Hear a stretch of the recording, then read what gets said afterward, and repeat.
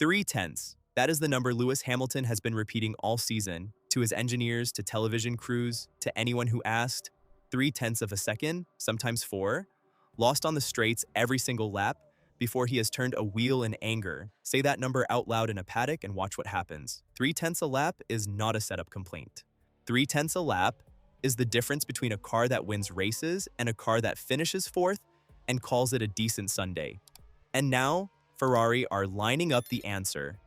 Reports out of Italy carried by GP fans on the 14th of August say Hamilton is set to receive an all-new chassis for the Dutch Grand Prix. Not an aerodynamic package bolted onto the existing car, the chassis. And that is only half of it, because a new specification power unit is being lined up for Monza, the team's home race, under the FIA's Additional Development Upgrade Opportunity System. Chassis at ZANDVOORT, engine at Monza, back to back. Before we go further, subscribe, because the second half of this season is going to be decided by exactly this kind of decision, and I am going to be covering all of it.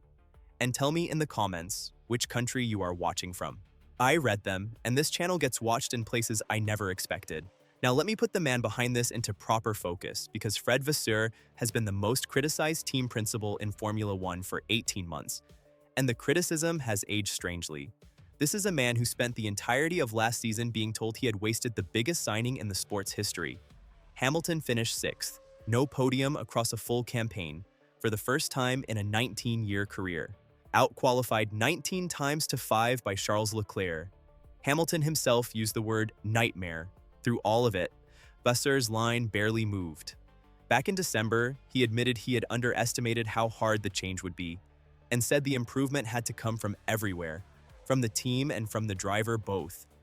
He said Hamilton would start this season in better shape because he now knew the team, the software, every tool in the building. That was easy to laugh at in December. It is not funny now. Hamilton has scored points at every single race weekend this season. He has a win, and he arrived at the summer break second in the World Championship. And there is a specific reason for that, which Vasseur put on the record in April, and which almost nobody picked up at the time. He said that Hamilton has the feeling today of leading the project, of being there at the beginning. He described what happens when you sit a driver in the simulator in June and ask him what he wants from next year's suspension, and the driver knows the answer he gives is the thing that gets built. Vasseur's word for Hamilton's role in those choices was the origin, not a consultant, not a driver adapting to somebody else's car. Damon Hill went further this month. He said Hamilton sent documents to Ferrari's technical team, laying out the changes he wanted, and that his influence behind the scenes has shaped the improved car. And Hamilton confirmed the human version of it back in June. After the win in Barcelona, he said last year was really tough for both of them, that he had been begging Vasseur for certain changes, and that Vasseur came through and did them. His verdict on his own team principal was 4 words. Fred has been awesome. So when a new chassis appears at ZANDVOORT, understand what you are actually looking at. That is not a team throwing parts at a problem. That is the end of a chain that started with a driver in a simulator in the middle of last year. Now, the skeptics, and they had a good case for a long time. Let me answer their questions with facts rather than enthusiasm. Was Hamilton finished? He is second in the championship, 31 points clear of the teammate who out-qualified him 19-5 last year. Was the Ferrari move a mistake? Ferrari have a race win and remain in the constructors' fight, 72 points behind Mercedes, which after 11 rounds is closer than anybody expected in March. Was Hamilton only complaining about the engine because he had lost pace? No. Ferrari's straight-line deficit is measurable and documented. ESPN reported it in detail at the break. Mercedes won 8 of the first 11 races. The deficit is real, and the number he kept quoting was 3/10. Was the criticism of Vasseur justified? Partly, and I am not going to pretend last year was acceptable. But the man who was told he had wrecked Hamilton's career now has him second in a championship with an all-new chassis on the truck. And here's the thing about the win in Barcelona, because it is the piece of evidence that makes all of this credible, rather than hopeful. Ferrari brought a major aerodynamic package to that race. It did exactly what the simulations said it would do. Hamilton won, ending a long drought, and stood on the podium with 2 other British drivers.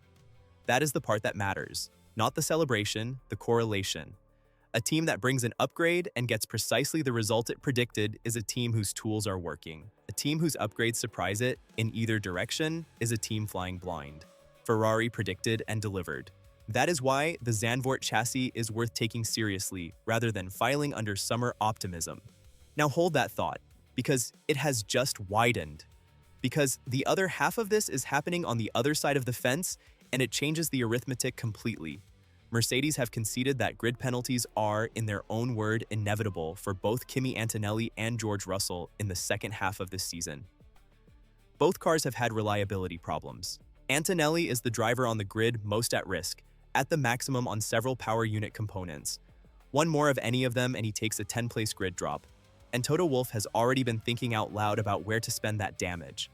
One venue under consideration is Monza, which would mean the championship leader starting from the back at his home race, in front of an Italian crowd, in the same weekend Ferrari planned to introduce their new engine. So read the two calendars together. Ferrari bring a chassis to Zandvoort and an engine to Monza.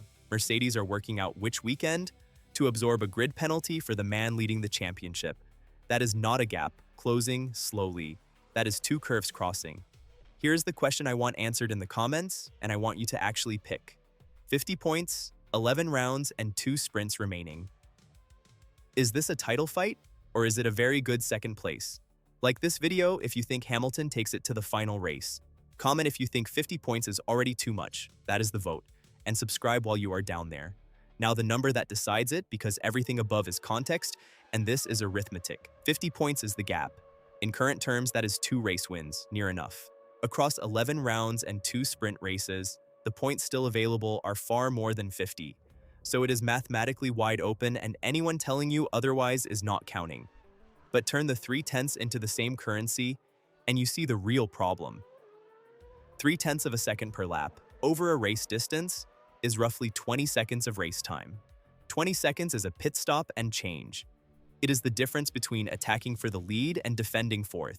It is why Hamilton spent Canada chasing a car he could not pass, and why he told his engineer that the car ahead was simply pulling away on the straights. Now remove it. If the chassis and the engine together claw back even 2 of those 3/10, Ferrari stop being a car that wins when Mercedes stumble and become a car that wins on merit at circuits with long straights, Zandvoort, Monza, and everything after. That is what is actually on the truck at Zandvoort, not a part, a category change.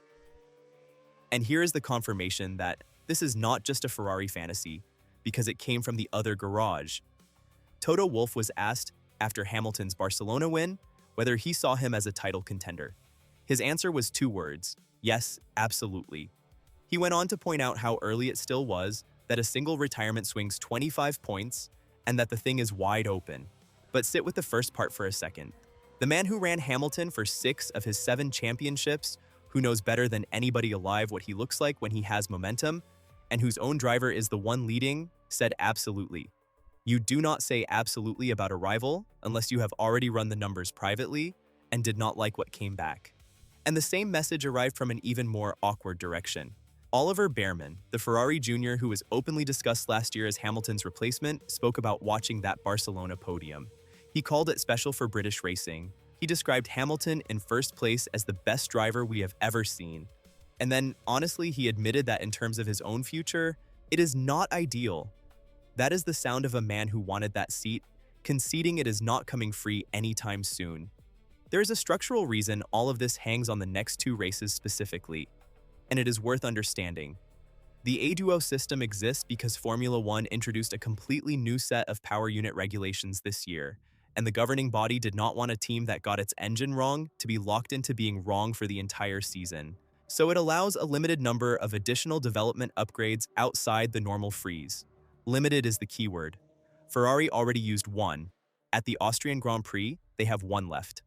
Mercedes have 1 left too, which means the Monza engine is not one upgrade among many. It is Ferrari's last permitted swing at the specific deficit that has defined Hamilton's season. There is no 3rd attempt waiting in October. I should be honest about the edge of what I can tell you here. The chassis and the engine reports come from Italian media rather than from an official Ferrari announcement or from Vasseur's own mouth. Ferrari have not declared any of it publicly. The reporting describes a firm belief inside Maranello, supported by their data, that improved aerodynamics combined with a reduced engine gap is the platform to challenge Mercedes. Belief inside a factory is not the same as lap time on a Friday, and I am not going to sell it to you as if it were. Now the strongest case against everything I have just said, and it deserves stating properly. 50 points is enormous. Antonelli has been the fastest package on the grid all year. Mercedes won 8 of the first 11 races and their car is still the reference. More than that, Ferrari have been here before. Every February for a decade, there has been a firm belief inside Maranello and a set of data supporting it. And by August, the belief has generally cost the team more than it earned. A new chassis is not automatically a faster chassis. It is a chassis built to the same specification with fewer accumulated kilometers in it. That helps at the margins. It does not find 3/10 on a straight, and Vasseur himself has stayed conspicuously cold about all of this. Speaking to Sky Sports in the days before the break, his emphasis was not on any single upgrade. He said the most important thing will be keeping the pace in the development. He described the first half of the season as coming in stages, and noted that until Spain, Mercedes were flying. That is not a man promising a title. That is a man describing a race he expects to run all the way to December. Every word of that is fair, and I am not going to pretend otherwise, but it does not undo the direction of travel. The upgrade correlation is real. The remaining ADUO is real. The Mercedes grid penalties are, by Mercedes' own admission, inevitable.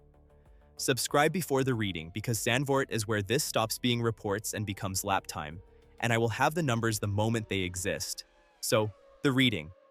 What is coming to ZANDVOORT is not really a chassis. It is a verdict on 18 months of criticism. Because if the story of last season was that Ferrari made a sentimental signing and Vasseur could not manage it, then everything since has been the counter-argument, delivered slowly and in public. A driver who asked for changes and got them. A team principal who said the improvement had to come from everywhere and then acted like he meant it. An upgrade that did exactly what the data promised. A rival team boss saying absolutely. A young driver who wanted the seat admitting it is not available. And the number underneath all of it still is 3/10. 3/10 on the straights is the entire distance between where Hamilton is and where he needs to be. Ferrari have one chassis and one permitted engine upgrade left to close it, and both arrive inside the next fortnight. If they find it, the 50 points become a fight. If they do not, this was a very good second place, and everyone will spend the winter explaining why. ZANDVOORT is the 28th of August, and Hamilton has never won there. Watch the speed trap on Friday, not the lap times, the speed trap. That single number will tell you everything about the rest of this championship before qualifying even starts. Tell me in the comments what you expect that trap to say. I will be reading every one of them. Like the video if this changed how you were reading the second half, subscribe so the ZANDVOORT numbers reach you first, and I will see you until the next one.